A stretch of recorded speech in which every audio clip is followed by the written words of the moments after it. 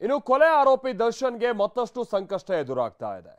ದರ್ಶನ್ ಅವರು ಶೆಡ್ನಲ್ಲಿ ಇದ್ರು ಅನ್ನೋದಕ್ಕೆ 8 ಫೋಟೋಗಳು ಸಾಕ್ಷ್ಯವಾಗಿ ಸಿಕ್ಕಿವೆ. ಇದನ್ನೆಲ್ಲ ಕೋರ್ಟ್ನ ಮುಂದಿಟ್ಟು ಜಾಮೀನು ರದ್ದು ಕೋರಿ ಮನವಿಯನ್ನ ಸಲ್ಲಿಸಲಾಗುತ್ತೆ ಅಂತ ಸ್ವತಃ ಗೃಹ ಸಚಿವರು ಹೇಳಿದ್ದಾರೆ. ಹೀಗಾಗಿ ಆಸ್ಪತ್ರೆಯಲ್ಲಿರುವಂತಹ ದರ್ಶನ್ಗೆ ಬೇಲ್ ರದ್ದಾಗುವ ಭೀತಿ ಎದುರಾಗಿದೆ.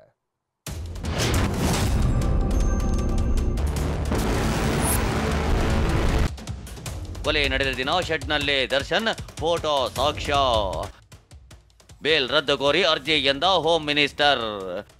ರೇಣುಕಾಸ್ವಾಮಿ ಕೊಲೆ ನಡೆದ ದಿನ ದರ್ಶನ್ ಪಟ್ಟಣಗೆರೆ ಶೆಡ್ನಲ್ಲೇ ಇದ್ರು ಅನ್ನೋದಕ್ಕೆ ಪೂರಕ ಸಾಕ್ಷಿಗಳನ್ನ ಪೊಲೀಸರು ಹೆಚ್ಚುವರಿ ಚಾರ್ಜ್ ಶೀಟ್ನಲ್ಲೇ ಸಲ್ಲಿಸಿದ್ದಾರೆ. ಕೊಲೆ ಆರೋಪಿಗಳ ಮೊಬೈಲ್ನಲ್ಲಿ 8 ಫೋಟೋಗಳು ರಿಟ್ರೀವ್ ಆಗಿವೆ. ಜೂನ್ 8 ಕೊಲೆ ನಡೆದ ದಿನ ದರ್ಶನ್ ಪಟ್ಟಣಗೆರೆ ಶೆಡ್ನಲ್ಲೇ ಇದ್ದ ಅನ್ನೋದಕ್ಕೆ A6 Jagadish, A7 Anukumar, car ಚಾಲಕ A8 ರವಿ ಜೊತೆ ನಿಂತು ತೆಗೆಸಿಕೊಂಡಿರೋ ಫೋಟೋಗಳು ಪ್ರಮುಖ ಸಾಕ್ಷಿಯಾಗಿವೆ. ಇದಿಷ್ಟೇ ಅಲ್ಲ, ಪೊಲೀಸರು ಮತ್ತಷ್ಟು ಪೂರಕ ಸಾಕ್ಷ್ಯಗಳನ್ನ ಕಲೆ ಹಾಕಿದ್ದು. ಸಿಸಿಟಿವಿ ದೃಶ್ಯಾವಳಿಗೆ ಆರೋಪಿಗಳ ಮುಖಚಹರೆ ಹೋಲಿಕೆಯಾಗಿರುವುದು ಗೊತ್ತಾಗಿದೆ. FSL ರಿಪೋರ್ಟ್ನಲ್ಲಿ ಆರೋಪಿಗಳ ಮುಖಚಹರೆ ಸಿಸಿಟಿವಿ ದೃಶ್ಯಗಳಿಗೆ ಹೋಲಿಕೆಯಾಗಿದ್ದು ಪ್ರಬಲ ಸಾಕ್ಷ್ಯಗಳು ಸಿಕ್ಕಂತಾಗಿವೆ. ಇದೇ ವಿಚಾರವಾಗಿ ಗೃಹ ಸಚಿವ ಪರಮೇಶ್ವರ್ ಕೊಟ್ಟಿರುವ ಹೇಳಿಕೆ ಸಂಚಲನ ಸೃಷ್ಟಿಸಿದೆ. ಕೊಲೆ ಕೇಸ್ನಲ್ಲಿ ಮೇಲ್ನೋಟಕ್ಕೆ ದರ್ಶನ್ ಪಾತ್ರ ದೊಡ್ಡದಾಗಿ ಕಾಣ್ತಾ ಇದೆ. ದರ್ಶನ್ ಜಾಮೀನು ರದ್ದು ಮಾಡುವಂತೆ ಕೋರ್ಟ್ಗೆ ಮನವಿ ಸಲ್ಲಿಸುವುದಾಗಿ ತಿಳಿಸಿದ್ದಾರೆ. ನಾವು FSL ರಿಪೋರ್ಟು ಬರಬೇಕು ಅಂತೇಳಿ ಹೈದರಾಬಾದಿಗೆ ಕಳಿಸಿದ್ದು. ನಮ್ಮ ಹತ್ರ ಇದು ಮೆಷಿನ್ ಇರಲಿಲ್ಲ ಅಂತೇಳಿ ಹೈದರಾಬಾದ್ ಅದು ಕಳಿಸಿದ್ದಾರೆ. ಈಗ ಅದರಲ್ಲಿ ಅವ್ರದ್ದು ಫೋಟೋ ಎಲ್ಲ ಅಲ್ಲಿ ಆ ಸ್ಥಳದಲ್ಲಿ ಅವರು ಇದ್ದದ್ದು ಫೋಟೋ ಎಲ್ಲ ಸಿಕ್ಕಿದೆ.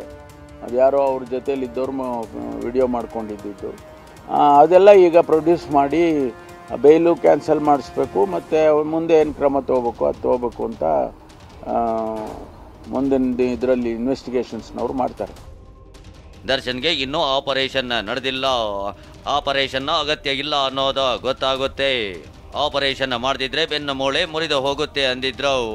ಇಷ್ಟು ದಿನವಾದರೂ ವೈದ್ಯರು ಆಪರೇಷನ್ ಮಾಡಿಲ್ಲ. ಈ ಬಗ್ಗೆ ಕೋರ್ಟ್ ಗಮನಕ್ಕೆ ತರ್ತೀವಿ ಅಂತಂದ್ರು. ಅದರಲ್ಲೇ ಗೊತ್ತಾಗುತ್ತಲ್ಲ ಅದರ ಅಗತ್ಯ ಇಲ್ಲ ಅಂತ. ಆಪರೇಷನ್ನಿನ ಅಗತ್ಯ ಇಲ್ಲ ಅವ್ರೇನು ಹೇಳ್ಕೊಂಡ್ರು, ನಾಳೆ ನಡೆದ್ರಲ್ಲಿ ಮಾಡಲಿಲ್ಲ ಅಂದರೆ ನನ್ನ ಬೆನ್ಮೂಳೆನೇ ಮುರಿದು ಹೋಗುತ್ತೆ ಅನ್ನೋ ಪರಿಸ್ಥಿತಿ ಆ ರೀತಿ ಹೇಳ್ತಾ ಇದ್ರು. ಇಷ್ಟು ದಿವಸ ಆದರೂ ಇನ್ನೂ ಡಾಕ್ಟರ್ಗಳು ಅದಕ್ಕೆ ಕೈಯೇ ಹಾಕಿಲ್ಲ. ಇನ್ನು 1300 ಪುಟಗಳ 2ನೇ ಚಾರ್ಜ್ ಶೀಟ್ನಲ್ಲಿ PSI ವಿನಯ್ ಹೆಸರು ಕೂಡ ಇದೆ. ಕೊಲೆ ನಡೆದ ದಿನ ಆರೋಪಿ ಪ್ರದೋಷ್ PSIಗೆ ಕರೆ ಮಾಡಿರೋದು ಉಲ್ಲೇಖವಾಗಿದೆ. ಕಾಮಾಕ್ಷಿ ಪಾಳ್ಯ ಠಾಣೆ PSI ಆಗಿದ್ದ ವಿನಯ್ ಹೇಳಿರೋ ಪ್ರಕಾರ ಜೂನ್ 6ರಿಂದ ವಿನಯ್ ರಜೆ ಮೇಲೆ ತೆರಳಿದ್ರು.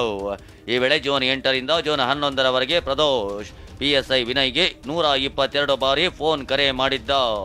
ಪ್ರದೋಷ್ ಮಿಸ್ ಕಾಲ್ ನೋಡಿದ PSI ವಿನಯ್ ನೆಟ್ವರ್ಕ್ ಇಲ್ಲದ ಕಾರಣ ವೈಫೈ ಬಳಸಿ ವಾಟ್ಸಪ್ ಕಾಲ್ ಮಾಡಿದ್ರಂತೆ. ಈ ವೇಳೆ ಸುಮ್ಮನಹಳ್ಳಿಯ ಸತ್ವ ಅಪಾರ್ಟ್ಮೆಂಟ್ ಬಳಿಯ ಘಟನೆ ಬಗ್ಗೆ ಪ್ರದೋಷ್ ಮಾಹಿತಿ ನೀಡಿದ್ದಂತೆ.